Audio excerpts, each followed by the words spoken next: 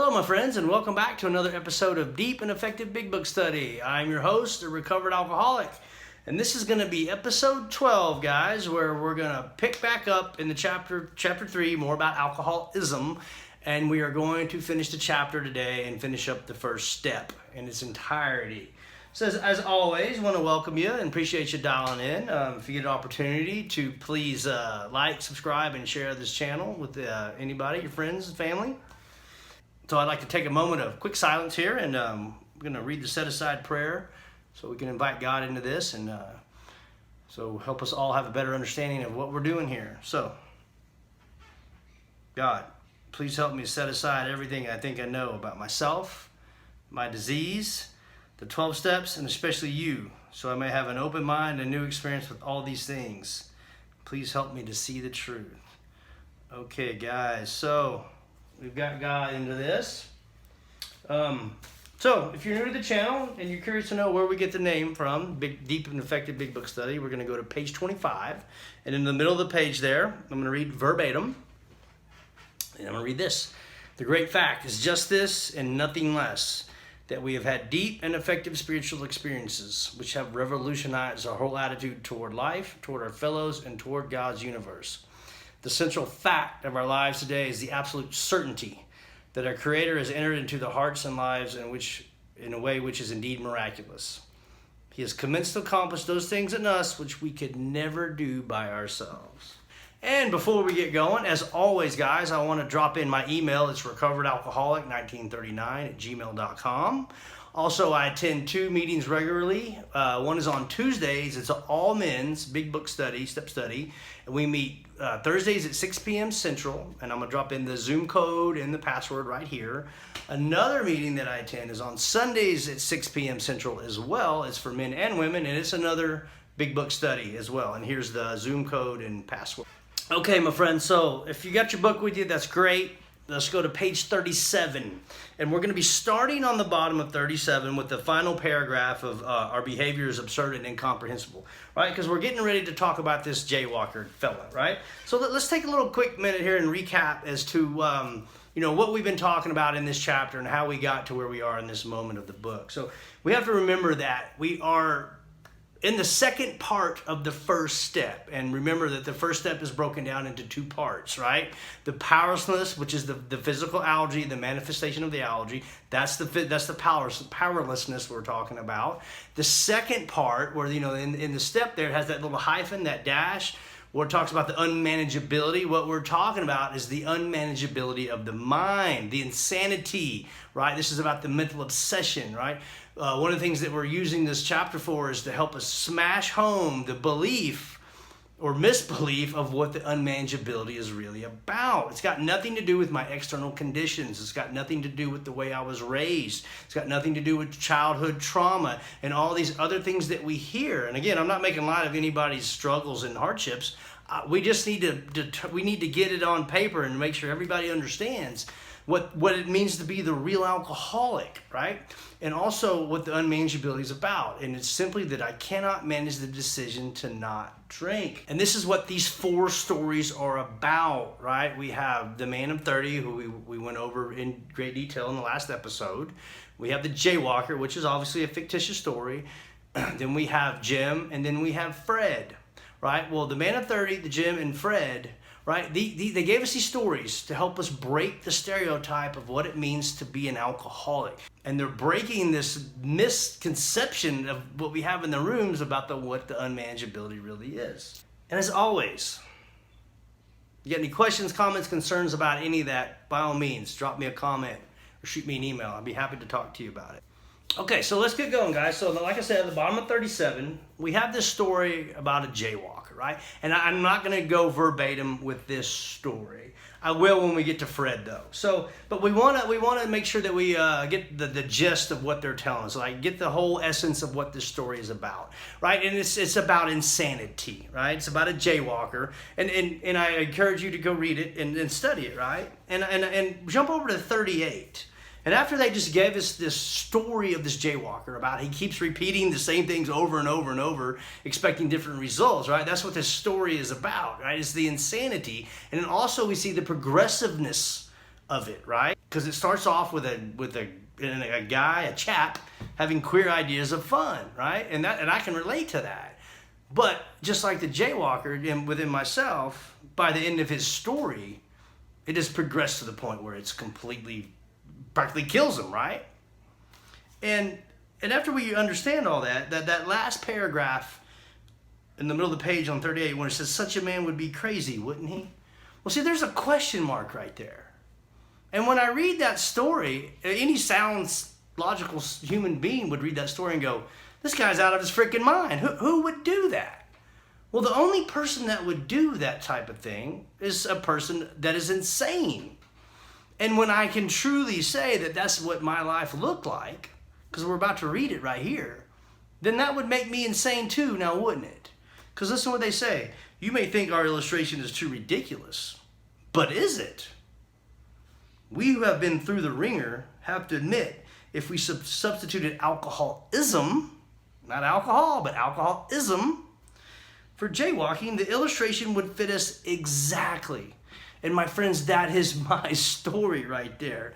But I have to have been through the ringer, right? I've talked about this before, and I'm going to say it again.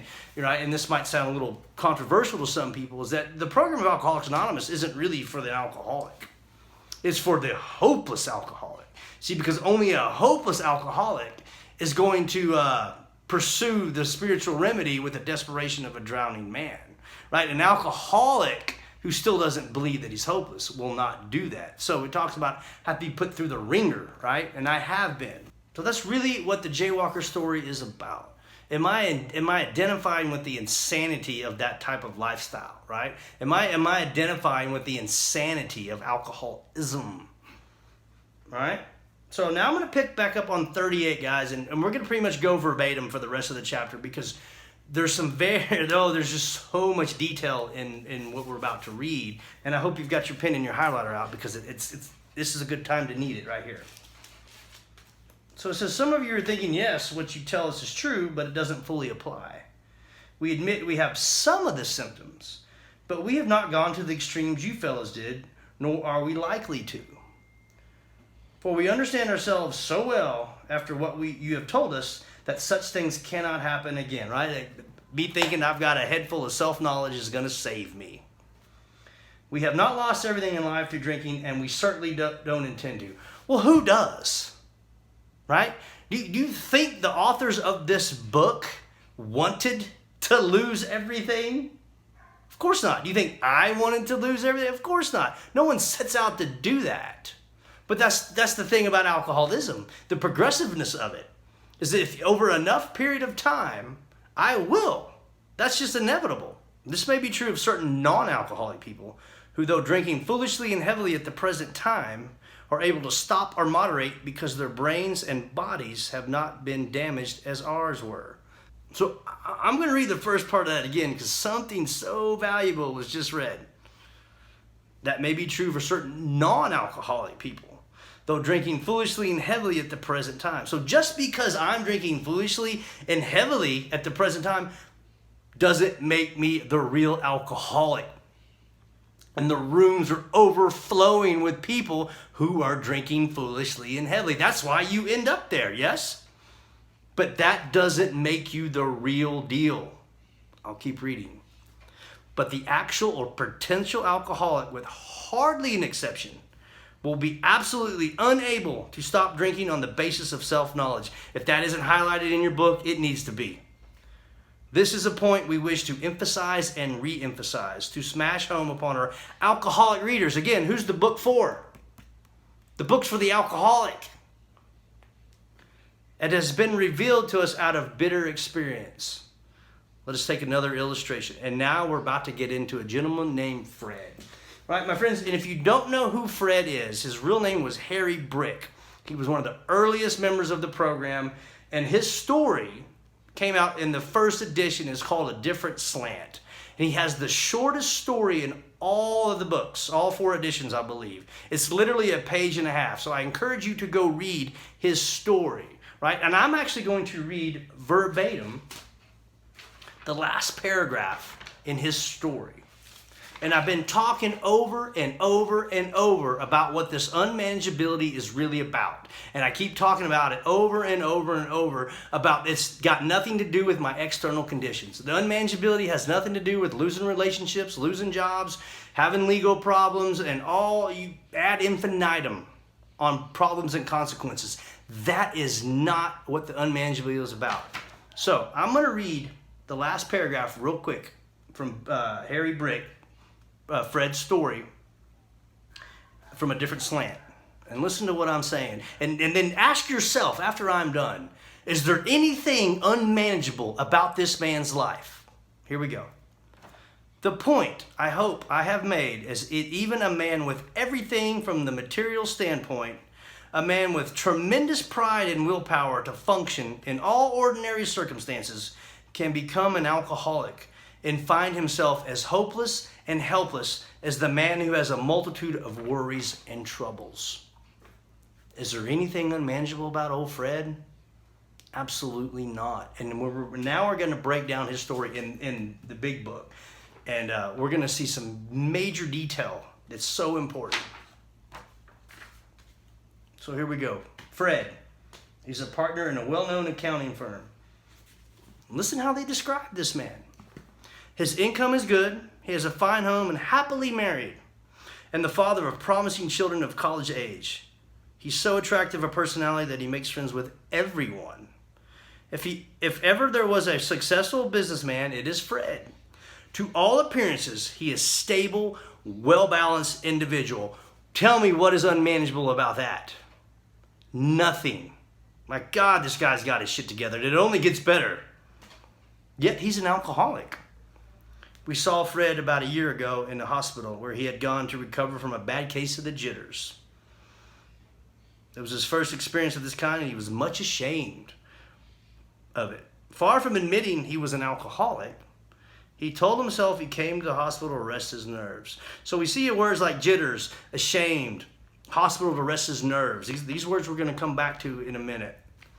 The doctor intimated strongly that he might be worse than he realized. For a few days, he was depressed about his condition. Another important word we're going to address here in a minute. He made up his mind to quit drinking altogether. It never occurred to him that perhaps he could not do so, in spite of his character and standing. Right? This guy is the most stand-up, most awesome dude ever. Right? But it ain't got nothing to do with alcoholism. Fred would not believe himself an alcoholic, much less accept the spiritual remedies for his problem. So Fred wasn't willing to have a first step experience, right? He wasn't willing to concede that he's hopeless. He wasn't willing to concede that he's powerless, at least not yet. Let's keep going. We told him what we knew about alcoholism. He was interested and conceded that he had some of the symptoms, but he was a long way from admitting that he could do nothing about himself. So he's not convinced that he's hopeless. He was positive that his humiliating experience, plus the knowledge he had acquired, would keep him sober the rest of his life. Self-knowledge would fix it. I'm going to tell you, my friends, I've got a million humiliating experiences as the result of this disease. Could not hold me in check. Could not keep me sober. Let's keep reading. We heard no more of Fred for a while. One day we were told that he's back in the hospital, this time quite shaky. Another important word. He was soon indicated he was anxious to see us. The story he told is most instructive, for here was a chap absolutely convinced he had to stop drinking, who had no excuse for drinking, who exhibited splendid judgment and determination in all his other concerns, yet was flat on his back nevertheless. So again, this is breaking the stereotype of what it means to be the real alcoholic. Again, the unmanageability ain't got nothing to do with external conditions. Listen to it. He exhibits splendid judgment and determination in all other concerns. So every area of his life, he's got his shit together. Yet he's a real alcoholic. Let him tell you about it. I was much impressed with what you fellas said about alcoholism, and I frankly did not believe it would be possible for me to drink again.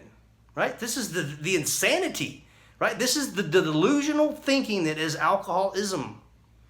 I rather appreciated your ideas about the subtle insanity which precedes the first drink. This is the unmanageability is the subtle insanity that precedes the drink. I cannot manage the decision to not drink, right? I can't think the drink through. I don't have the ability to do that. I can't play the tape through, or whatever other phrases we hear in the rooms. But I was confident it could not happen to me after what I had learned.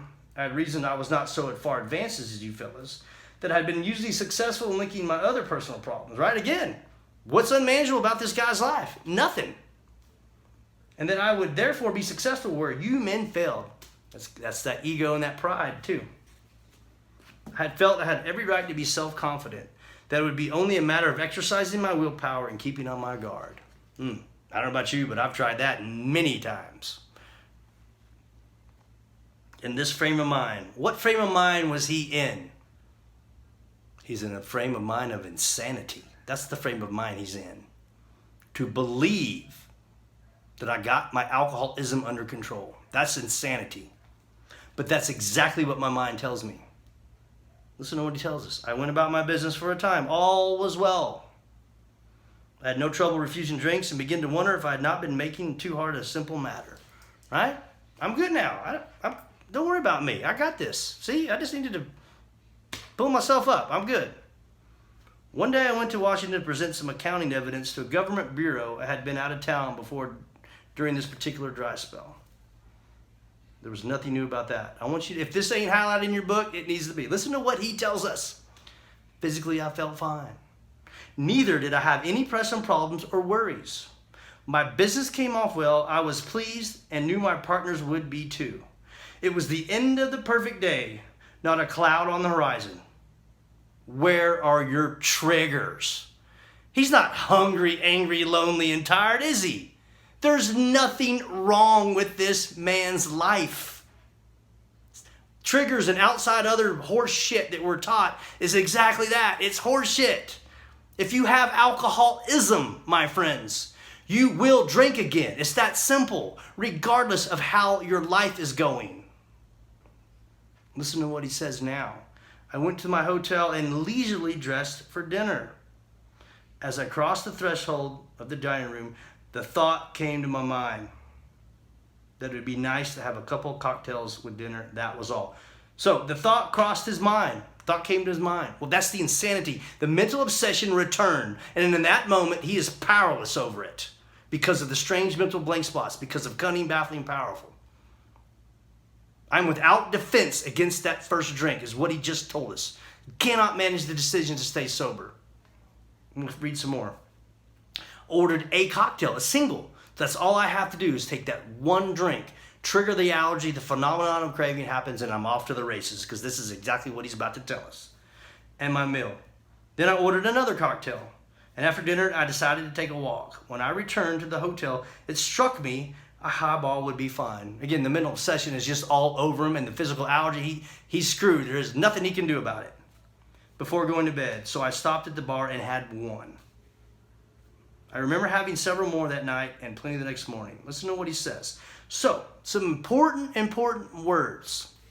If we go back to page 39, we see some key words that he brought up. He uses the word, how he's describing his drinking. He used jitters, ashamed, intimated strongly. He talks about being depressed. He talks about humiliating experience. He uses the word shaky, right? This is how he in the moment knows what's happening to him. But by the time we get to page 41, because of the insanity that is alcoholism, now look at the words he's using to describe drinking. Leisurely, nice, would be fine. Just a couple, that was all. Do you see how the insanity works on us, the real alcoholic? I can't remember humiliation. I can't remember shaky. I can't remember depression. None of that's going to hold me in check. I'm going to finish up. I have a shadowy recollection of being on an airplane bound for New York and finding a friendly taxi driver in the landing field instead of my wife. The driver escorted me about for several days. I know little of where I went or what I said and did. Then came the hospital with the unbearable mental and physical suffering. Man, I can relate to that. So he says, as soon as I regained my ability to think, right? Because he wasn't thinking during all that, because we're insane. I'm not thinking rational. I went carefully over the evening in Washington. Not only had I been off guard, I had made no fight whatever against the first drink. Remember what he said on 40 when he said, I'm just going to exercise willpower and keep on guard? That was his plan, right? He just said that that plan has failed him. This time I had not even thought of the consequences at all. Why didn't he think of them? Well, that's what page 23 tells us, that the main problem of the alcoholic centers in his mind rather than his body. The reason he didn't think about the consequences at all is because of the unmanageability of the mind. He's insane. I'm insane around the first drink. I commenced to drink as carelessly as though the cocktails were ginger ale. I now remembered what my alcoholic friends had told me, and this ain't highlighted in your book, it needs to be. How they prophesized that if I had an alcoholic mind, the time and place would come, I would drink again. So my friends, if you're the real alcoholic like me, like the authors of this book, and you fail to enlarge and perfect your spiritual life, you will drink again. That is alcoholism. You will have no mental offense against it. They said that though I did raise a defense, it would one day give way before some trivial reason for having a drink. Well, that just happened and more. For what I had learned about alcoholism did not occur to me at all. And then we're going to read something really that I talk about all the time. I knew from that moment that I had an alcoholic mind. I saw that willpower and self-knowledge would not help me. And here it is, in those strange mental blank spots. Insanity. It says, I never had been able to understand people who said that a problem had them hopelessly defeated. I knew then it was a crushing blow. So this is where he starts talking about Fred's first step experience, especially with the sentence, I knew then it was a crushing blow. And we're going to read the rest of his first step experience. 2 of the members of Alcoholics Anonymous came to see me, and this is Bill and Bob. They grinned, which I didn't like so much, and then asked me if I thought myself an alcoholic and if I was really licked this time. So that's 2-part questions that we need to be asking the newcomer or the person you're sitting down with and taking through this work. Because this is the question that I had to ask myself, that had to be presented to me. 2 parts. Number 1, do you think you're an alcoholic? And do you believe that you're licked? Because if we can't successfully meet those 2 requirements, we will not be successful in recovery. Right? Again, I was alcoholic at 13. But I wasn't licked until I was 41. So it goes back to that drinking foolishly and heavily. Well, again, I drank foolishly and heavily for 20-something years. But I wasn't beaten until I was beaten. You follow what I'm saying? So 2-part questions right there. Are you an alcoholic and are you beat? Are you licked? Yes or no? They piled on heaps of evidence to the effect that an alcoholic mentality such as I had exhibited in Washington was a hopeless condition. Alcoholism is hopeless. If I don't believe I'm hopeless, why on earth would I need to seek hope? If I don't believe I'm powerless, why on earth would I need to seek power? I won't. They cited cases of their own experience by the dozen. This process snuffed out the last flicker of conviction that I could do the job myself. Boom, first step experience right there. He surrendered. He gave up the fight in that moment. And you see how they talked about how Bill and Bob came to him and piled on heaps of evidence. You see what they're doing is this is what my role is to the newcomer, right? They're explaining me some of the sponsorship roles right here is that it's my responsibility to pile on heaps of evidence to you, your life, and for you to determine if it fits or not. Listen to this. They outline the spiritual answer and program of action. Well, there it is. How do you recover from alcoholism? Well, it's the spiritual answer and the program of action. And where do we find the spiritual answer and the program of action? In the big book and nowhere else, which 100 of them had followed successfully. Though I'd been only a nominal churchman, their proposals were not intellectually hard to swallow. But the program of action, though entirely sensible, was pretty drastic. Why was it drastic? Well, he's about to tell us the same reason it was drastic for me. When I walked into the rooms of AA and look at those steps hanging on the wall, and I'm looking at those 12 things, and I'm going, holy crap. Yeah, that's drastic. You mean I got to go tell people how wrong I was? I got to tell people, another person, care about my character defect? No, I don't want to do that. It meant I would have to throw several lifelong conceptions out the window. That's my pride, that's my ego, that's all these preconceived notions I have about life and everything in it. I got to get rid of all that. It was not easy. And it's not. It's not easy for us to change. It can be extremely hard and extremely painful. But there is no growth when things are easy. I only grow when I'm truly applying this thing to my life and it hurts and it's uncomfortable and it's fearful. That's when I'm growing. You ain't ever going to grow by just not drinking and going to meetings. That's the reality, my friends. But the moment I made up my mind to go through the process, I had the curious feeling that my alcoholic condition was relieved, and in fact it proved to be. Step one, right there. That true moment of surrender. Session to drinks is going to go away. Listen to what let's finish up. Quite as important was the discovery that spiritual principles would solve all my problems. What's outside the scope of that? Spiritual principles solve all my problems. I did an episode on that where it talks about the 24 principles. Again, how can I possibly apply these principles in all my affairs if I don't even know what these principles are? So I encourage you to go back and watch that episode about the 24 principles. I've since been brought into a way of living infinitely more satisfying and I hope more useful than the life I lived before. My old manner of life was by no means a bad one, right? We just talked about Fred, and this guy had it all. But listen to what he's going to tell us. But I would not exchange its best moments for the worst I have now. So even as amazing as his life was, he wouldn't go back because what he has found now is even better. And again, tell me, what's unmanageable about Fred's life? Nothing. Fred's story speaks for itself. We hope it strikes home to thousands like him. He had felt only the first nip of the ringer. Most alcoholics have to be pretty badly mangled before they really commence to solve their problems. And if that ain't highlighted in your book, it needs to be, because this is what I keep talking about. This program is for hopeless alcoholics. Because if you ain't badly mangled, you will not be able to muster enough willingness, honesty, and open-mindedness to do this work. Many doctors and psychiatrists agree with our conclusion. One of them, staff member of a world-renowned hospital, recently made this statement to some of us. What you say about the general hopelessness of the average alcoholic's plight is, in my opinion, correct. As two of you men whose stories I have heard, there is no doubt in my mind that you were 100% hopeless apart from divine help. Right? I have no effective mental defense against that first drink. No human power can keep me sober. Had you offered yourselves as patients at the hospital, I would have not taken you if I had been able to avoid it. People like you are too heartbreaking.